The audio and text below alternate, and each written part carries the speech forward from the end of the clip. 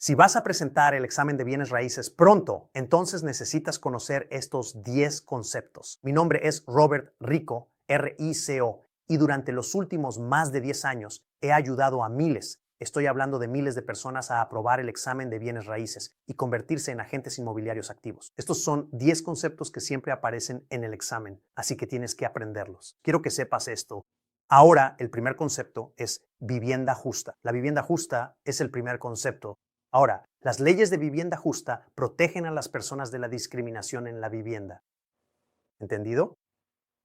Pero ¿cuál es la gran ley federal que verás en el examen? La Ley de Vivienda Justa de 1968. Esa es la grande, la más importante. Recuerda eso para el examen. Aquí tienes algunos términos comunes que verás relacionados con las leyes de vivienda justa. El primero es direccionamiento, steering. Ahora piénsalo, direccionamiento. El direccionamiento significa empujar a los compradores hacia o lejos de ciertos vecindarios según su raza, color, religión, sexo, discapacidad, estado familiar o nacionalidad de origen. Significa que tú diriges, te subes a un auto y dices, oye, voy a llevar a los de tu tipo, a vivir con el mismo tipo de personas en esa zona. No puedes hacer eso. Eso es discriminación. El siguiente término es blockbusting. Blockbusting también se conoce como venta o promoción del pánico. Ahora, esto está dirigido a los vendedores. Intenta provocar pánico en los propietarios diciéndoles que un tipo específico de persona se está mudando al vecindario. Y lo que eso hace es que asusta al vendedor y dicen, bueno, ¿sabes qué? Tal vez debería vender mi casa antes de que bajen los valores. El último término común es redlining. Esto está dirigido a los préstamos. Los prestamistas en realidad obtienen un mapa, dibujan líneas en el mapa y se niegan a prestar en ciertas áreas según quién vive en esas zonas. No es bueno, amigo. En el examen, si ves una pregunta que involucra a alguien guiando a un cliente con base en proteger características relacionadas, piensa que eso tiene que ver con la equidad de vivienda. Tiene que ser un problema de vivienda justa. Ahora vayamos directamente al concepto número 2, los poderes del gobierno. Esto es interesante y obvio. Piensa con lógica. Un billete de $5 es un billete de $5. Es lo que es. El poder del gobierno sobre tu propiedad. El gobierno tiene el poder de dictar cómo se usan las propiedades. Lo que quiero decir con eso es que intentan eliminar el caos. Intentan eliminar la anarquía, ¿verdad? Así que vamos a tener reglas y regulaciones. Para recordar esto, quiero que penséis en el acrónimo PIT, Turba, el nombre Turba. Empecemos con la P, poder policial. El gobierno dice, oye, puedes tenerlo, pero aquí tienes cómo usarlo. Piense en la zonificación, los códigos de construcción, el control de alquileres, las regulaciones que dictan el tipo de edificio que se construye en un área zonificada. ¿Lo tienes? El dominio eminente. El gobierno puede tomar propiedad privada para uso público, pero debe pagar lo que llamamos una compensación justa.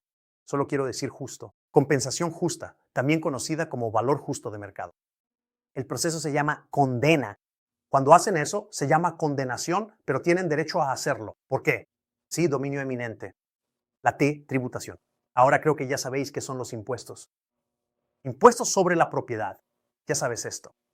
Todo propietario lo siente. Si eres dueño de una propiedad, sabes lo que son los impuestos sobre la propiedad. Así que ahí lo tienes respecto a eso. Y la segunda E es SCHEAT, reversión. Ahora, ¿qué es SCHEAT, reversión? Bueno, es cuando alguien muere sin testamento y no tiene herederos. La propiedad pasa al Estado. Es el Estado reclamando una propiedad no reclamada tras la muerte de alguien. Ahora, en el examen, si el gobierno está regulando el uso, eso es poder de policía. Eso es que ellos controlan cómo podemos usar nuestras propiedades. Si te la quitan, eso es dominio eminente o SCHEAT, reversión. Si este video te resulta útil, revisa nuestro paquete de preparación para el examen de bienes raíces y los videos de cursos intensivos. El paquete de preparación para el examen tiene exámenes de práctica ilimitados. Lo repito, ilimitados, explicaciones en video, tarjetas de vocabulario y una guía de estudio en formato ebook. También puedes obtener más de 8 horas de contenido en video detallado con los videos del curso intensivo para el examen presentados por mí, su servidor. ¿Qué más quieres? Este es el programa que ha ayudado a miles de personas a aprobar el examen. Escucha, ahora es tu turno. Haz clic en el enlace de abajo para obtener acceso hoy mismo. Muy bien, pasemos al concepto número 3, tipos de propiedad. Bien, ahora, tipos de propiedad. Ese es el paraguas general. Ahora, hablemos de quién es el dueño de la propiedad. Vas a ver dos ideas principales en el examen, propiedad en severalty y propiedad concurrente. Ahora, escucha, no quiero que te confundas aquí. Propiedad en severalty simplemente significa un solo propietario. Claro, la palabra severalty, several, suena como muchos, pero quiero que pienses en la palabra sever, separar, hacerlo por sí solo. ¿Entendido? Piénsalo como separado de todos los demás. Una persona o una empresa posee el título completamente sola. No son varias personas, boom, es una sola. La propiedad concurrente significa que eres dueño junto con otras personas. Ahora tenemos algo divertido. Las dos formas que absolutamente necesitas conocer, las dos formas que sí o sí debes saber, son tenencia conjunta y tenencia en común. Ahora, la tenencia conjunta viene con la frase mágica derecho de supervivencia. Mira esto. Usa el acrónimo PIT como Brad Pitt, posesión, interés, tiempo, título. Esto significa que todos obtuvieron su interés al mismo tiempo, sobre el mismo título, con el mismo tipo de interés, y todos tienen iguales derechos de posesión. Fosa. Aquí está la parte importante.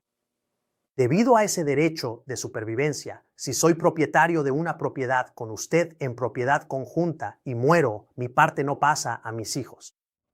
Va directamente a usted, el copropietario sobreviviente. No es posible legar un derecho de propiedad conjunta a sus herederos. Ahora, la copropiedad en común es más flexible. La única unidad requerida es la posesión. Ambos tenemos derecho a usar y disfrutar la propiedad, pero nuestras participaciones pueden ser desiguales y no existe derecho de supervivencia. Así que si somos copropietarios en común y yo muero, puedo dejar mi parte a mis hijos, mi cónyuge, mi perro, a quien yo quiera. Incluso, si quiero, puedo donarla. No te llega automáticamente. Si la pregunta dice que dos propietarios toman el título con derecho de supervivencia, ¿qué es eso? Sí, tenencia conjunta. Si dice que tres inversores compran una propiedad juntos y cada uno puede dejar su parte a sus herederos, ¿qué es eso?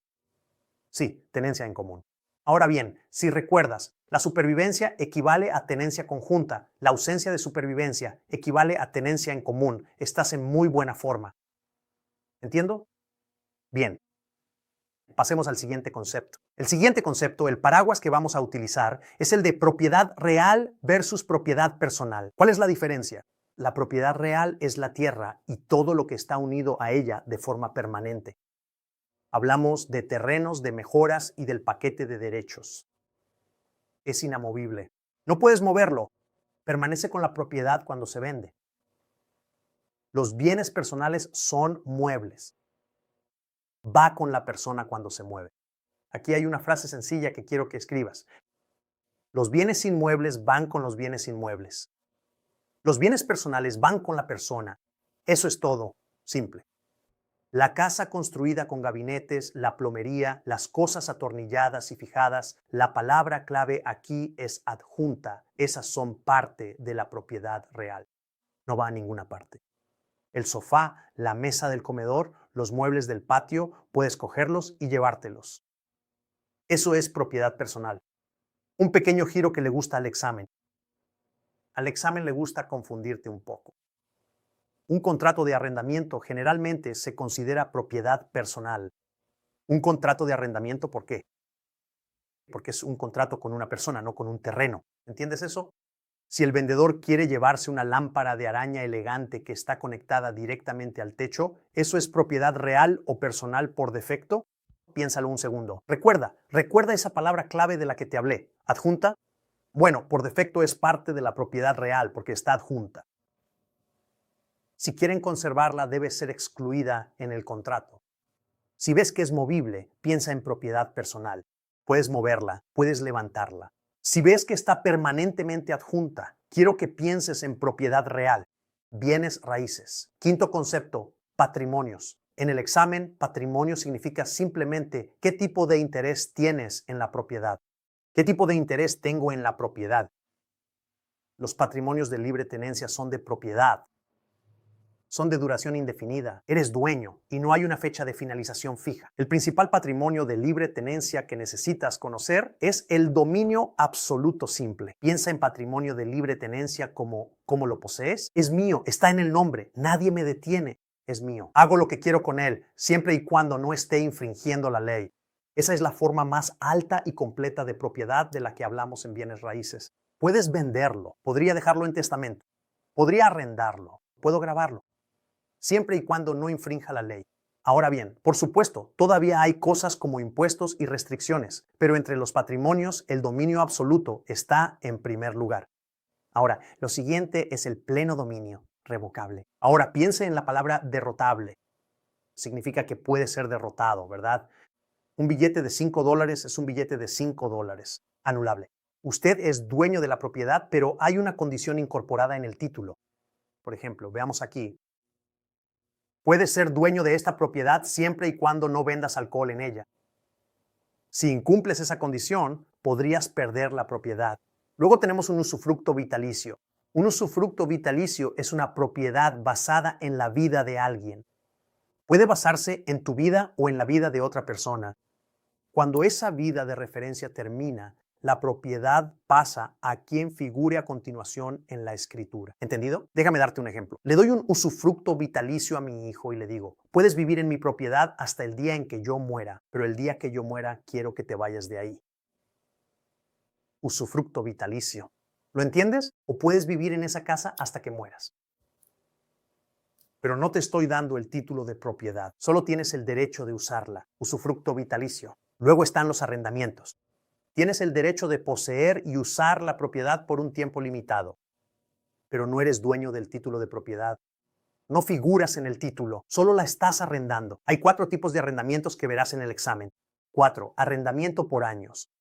Ahora, eso suena como mucho tiempo, pero puede ser por cualquier periodo definido, con una fecha clara de inicio y de finalización. Y un arrendamiento por años puede ser de días, semanas o meses, mientras haya un principio y un final, del 1 de junio al 31 de agosto, por ejemplo, aunque solo sea una semana. Si las fechas son fijas, se trata de un patrimonio para años. No te dejes engañar. Arrendamiento periódico. Este es un contrato de arrendamiento que se renueva automáticamente, mes a mes, semana a semana, año tras año. Sigue rodando hasta que alguien dé aviso. ¿Entiendo? No es gran cosa. Patrimonio a voluntad. Este es diferente. Patrimonio a voluntad. Esto puede terminar en cualquier momento por cualquiera de las partes, normalmente con aviso previo. Es un acuerdo más informal. Es, por ejemplo, cuando alguien tiene una habitación libre y dice, oye, ¿quieres usarla y vivir ahí un tiempo? Claro, podría usarla hasta que me recupere. Dije, no te preocupes por eso. Adelante, tómala. Ahora permíteme recordarte que esto puede terminar en cualquier momento por cualquiera de las partes. De nuevo, normalmente con aviso previo. Es un acuerdo más informal, como dije antes. Ahora, pasemos a otro diferente, el estado por tolerancia. Ahora piensa en la palabra tolerancia. Alguien está sufriendo aquí. Eso es cuando el inquilino se queda después de que el contrato de arrendamiento expira, sin el permiso del propietario. ¿Qué demonios? Sí, se supone que ya deberías haberte ido, pero sigues aquí. A veces decimos que el propietario está sufriendo porque el inquilino todavía está ahí. Él no se va o ella no se va. Ahora, si el examen dice que el inquilino tiene un contrato desde el 1 de junio hasta el 31 de agosto, ¿qué tipo de estado es ese? Sí, es un estado por años. Aunque sean solo un par de meses, es un estado por años. Tiene un principio y un final. Si dicen que el inquilino está pagando mes a mes, sin una fecha de finalización fija, eso es una tenencia periódica. Si dicen que el contrato del inquilino expiró, pero el inquilino sigue ahí sin permiso, ¿alguien está sufriendo? Sí, el propietario. No pueden sacarlos. Eso es un estado en tolerancia. ¿Lo tienes? Vamos al siguiente concepto. Concepto número 6, gravámenes. Ahora piensa en esa palabra, gravamen. Suena como una palabra de mucho peso, ¿verdad? Parece que tienes que cargar algo sobre el hombro. Un gravamen es cualquier cosa que limite el uso de la propiedad por parte del propietario o que nuble el título. Todavía puedes ser dueño de la propiedad, pero hay algo sobre ella afectándola. 4 importantes que debes conocer son servidumbres, invasiones, restricciones de escritura y gravámenes. Estos son de gran peso que si tienes esta propiedad, tienes que cargar con ellos. Una servidumbre es el derecho a usar la tierra de otra persona para un propósito específico. Tienes el derecho de usar la tierra de otra persona y ni siquiera eres el dueño. Eso es una locura, ¿verdad? No, eso se llama servidumbre y es común. Quizás tu vecino tenga que pasar por tu entrada para llegar a su garaje. Eso es una servidumbre. Las compañías de servicios públicos a menudo tienen servidumbres para instalar líneas eléctricas o acceder a equipos. En tu propiedad verás términos como servidumbre, a veces llamada servidumbre aparente, que involucra dos propiedades, un predio dominante y un predio sirviente. El dominante es el que se beneficia. El dominante es el que dice, oye, yo soy el dominante. Voy a pasar por tu propiedad. Te guste o no, tengo el derecho de hacerlo por esta servidumbre. Ese es el predio dominante. El sirviente es el que lo sirve. El sirviente es el que soporta la carga. También verás la servidumbre en bruto, que generalmente beneficia a una persona o a una empresa, como una servidumbre de servicios públicos. Una invasión es una intrusión física en la propiedad de otra persona. Piensa en eso. Una cerca construida sobre la línea de propiedad. Vamos, ¿en qué estás pensando? No puedes hacer eso. Un tronco de árbol que crece sobre el límite. Un garaje que se extiende unos metros dentro del terreno del vecino. Las invasiones suelen descubrirse mediante un levantamiento topográfico. ¿Entendido? Ahora, ¿qué tal las restricciones de escritura, también llamadas pactos restrictivos? Estos pactos restrictivos son reglas privadas impuestas sobre la propiedad por el dueño anterior o por un desarrollador. Pueden decir cosas como, no se permiten casas rodantes en las entradas, no se permiten alquileres a corto plazo o solo se permiten casas de un solo piso en esta urbanización. Estas restricciones se transmiten con la propiedad, es decir, permanecen con el inmueble incluso cuando se vende. Si compras una propiedad en este lugar, tienes que cumplir con estas restricciones. Los gravámenes, por otro lado, son cargas financieras. Son reclamaciones de dinero contra la propiedad. Cuando escuches la palabra gravamen, piensa en gravamen como L-E-A-N, gravamen. Voy a poner un gravamen sobre la propiedad porque se debe dinero. Hay gravámenes específicos para una sola propiedad, como una hipoteca sobre una casa, los impuestos prediales o el gravamen de un mecánico sobre ese bien.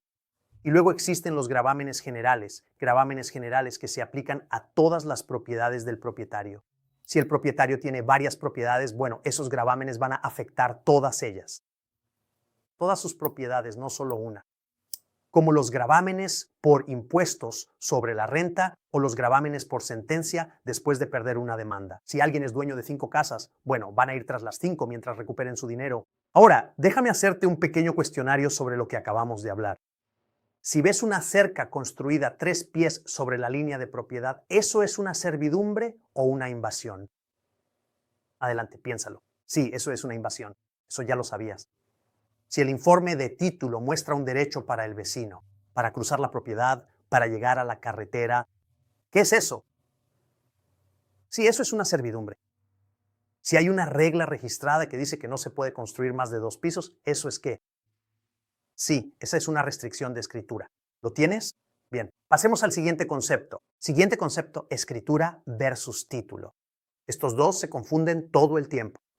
Vamos a hacerlo simple. Vamos a hacerlo realmente simple. El título es el concepto de propiedad.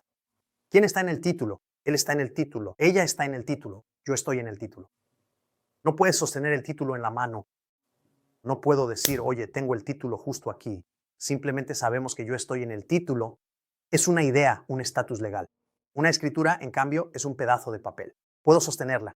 Es un documento escrito que se utiliza para transferir el título de una parte a otra. El vendedor lo firma. Firman la escritura y la entregan al comprador. Dicen, oye, dame $1,000,000. Aquí está tu escritura. Esa escritura es evidencia de la transferencia de la propiedad. Entonces, escritura es igual a documento, título es igual a propiedad. Si la pregunta es, no sé, ¿qué documento se utiliza para transferir la propiedad de un bien inmueble?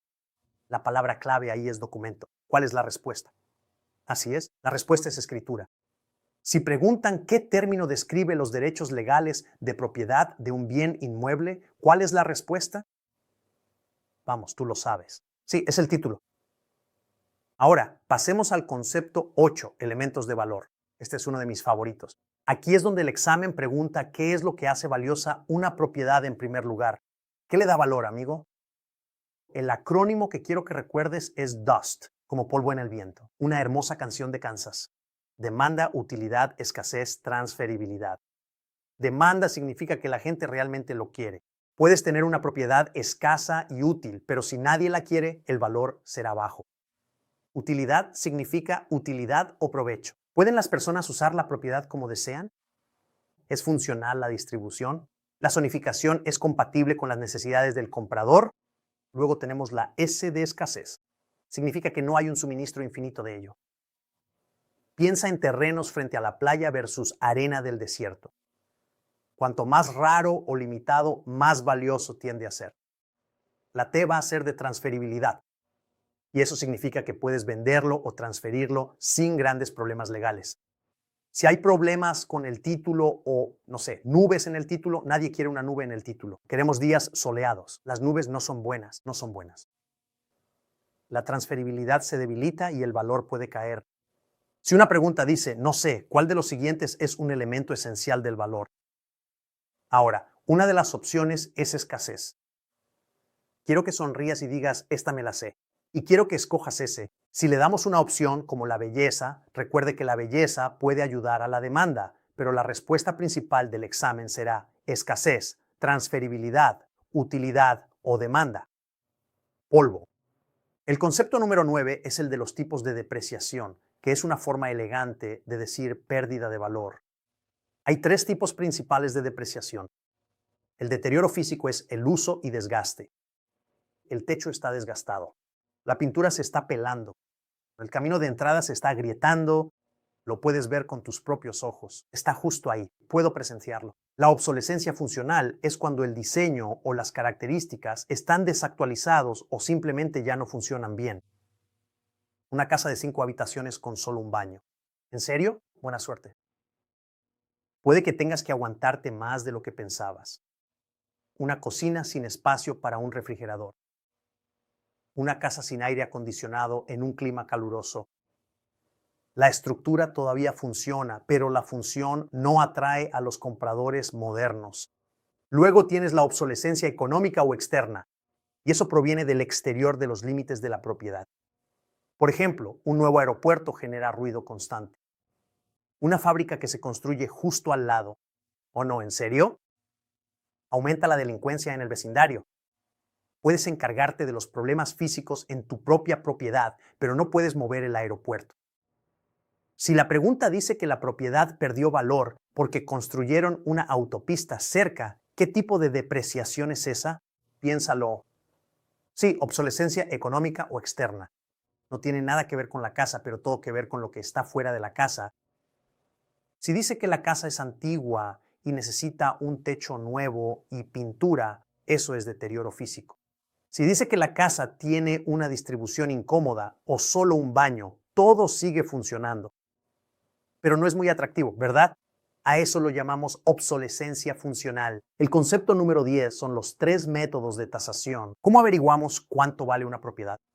El primer método es el enfoque de comparación de ventas, probablemente el más popular en bienes raíces. También se le llama el método de datos de mercado. Aquí es donde miramos propiedades similares que se han vendido recientemente y las comparamos con nuestra propiedad en cuestión. Oye, ¿cuánto vale mi propiedad? Vamos a ver qué se ha vendido por aquí. A eso se le llama comparables o comps. Este es el método más común para casas unifamiliares, sin peros ni excusas. El segundo método es el enfoque de costo. Aquí, el tasador se pregunta, ¿cuánto costaría construir esta propiedad completamente nueva otra vez? Justo aquí hoy, menos la depreciación, más el valor del terreno. Ahora, este método se usa a menudo para propiedades de propósito especial, cuando no hay buenos comparables y la propiedad no genera ingresos. Piensa en escuelas, iglesias, bibliotecas. Ahora, el tercer método es el enfoque de ingresos. Este se utiliza para propiedades que generan ingresos, como edificios de apartamentos o centros comerciales. Analizamos cuánto ingreso genera la propiedad y capitalizamos ese ingreso para obtener un valor. Cuanto más confiables sean los ingresos, más valiosa es la propiedad. Ahora, una revisión rápida para el examen. Aquí vamos. Si la pregunta del examen es sobre una casa unifamiliar en una urbanización, la respuesta probable es sí, el método de comparación de ventas. Si se trata de una iglesia o una escuela sin buenos comparables, ¿qué vamos a usar? Sí, el método del costo. Si es un edificio de apartamentos, es decir, en cuanto veas edificio de apartamentos y escuches edificio de apartamentos, piensas en ingresos. Va a ser el método de ingresos o de capitalización. Déjame darte un regalo. Te voy a dar un concepto extra, agencia y deberes fiduciarios. La agencia trata sobre a quién representas en una transacción inmobiliaria. El cliente es la persona a la que le debes tus deberes fiduciarios. Recuerda eso. El cliente es la persona a la que debes tratar con honestidad y justicia. Sin esos deberes de mayor nivel, tus deberes fiduciarios se pueden recordar con el acrónimo OLDCAR. Obediencia, que significa que sigues las instrucciones legales de tu cliente. Lealtad, pones los intereses de tu cliente por encima de los tuyos. Divulgación, le informas a tu cliente todos los hechos materiales que puedas, que afecten su decisión sobre si van a comprar esa propiedad o no. Confidencialidad, esa es muy importante. Proteges la información privada de tu cliente incluso después de que termine la relación de agencia. Contabilidad, llevas el control del dinero y la propiedad que te han confiado. Y la R es por cuidado razonable. La agencia puede estructurarse de diferentes maneras, dependiendo de tu estado. Puede ser agencia exclusiva, lo que significa que representas solo a una parte, ya sea al comprador o al vendedor. Agencia dual, lo que significa que representas tanto al comprador como al vendedor en la misma transacción. Ahora bien, eso está fuertemente regulado. En algunos estados incluso está prohibido. Algunos estados utilizan un modelo de corredor de transacciones, donde ayudas a ambas partes sin deberles plenos deberes fiduciarios a ninguna. Vaya, eso es diferente. Ahora, déjame decirte una cosa. Si buscas ayuda extra para estudiar, entonces tienes que revisar nuestro paquete de preparación para el examen. Obtienes exámenes de práctica ilimitados, cientos de tarjetas de vocabulario y una guía de estudio en ebook, todo en uno. ¿Qué más quieres? Lo creamos todo para ti. También tengo videos de cursos intensivos para el examen. De mí, su servidor.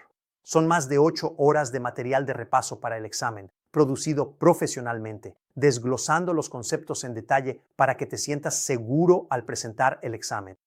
Ahora, el enlace para todo esto está en los comentarios y en la descripción de abajo. Haz clic y únete al programa hoy mismo. Ahora, antes de que te vayas, te recomiendo que veas este video a continuación. Está justo aquí y te dará más material de estudio para el examen.